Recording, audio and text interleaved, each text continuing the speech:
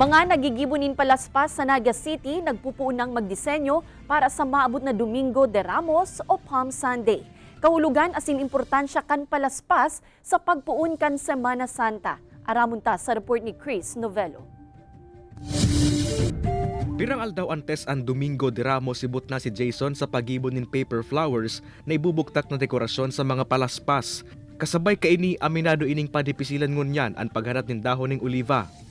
Masakit po din kaya tama yung nagtatanong. Minsan po nagkuha kami tinambak, nabwa, basta rayo sa naga. Duman kaya may nagtataranong, digdi mayo kami makwanan. Sa barangay Lupiasin Pipian sa Banuan nin San Fernando, Camarines Sur, nasusog kan news team ang nagkapilang residente na nagpapabakal ning dahon ning oliva. Pirang aldaw subot antes ang Domingo de Ramos, may mga nagpapareserba naman subot sa sainda.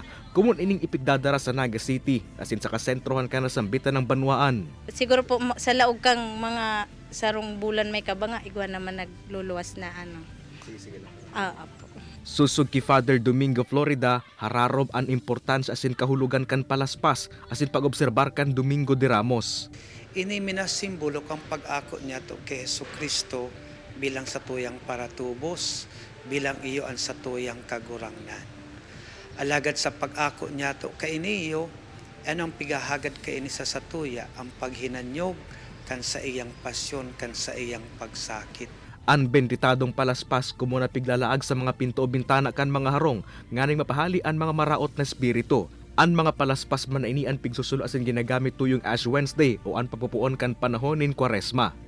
Kay banan si Carlo Abonita, Chris Novello, Balitang Bicolandia.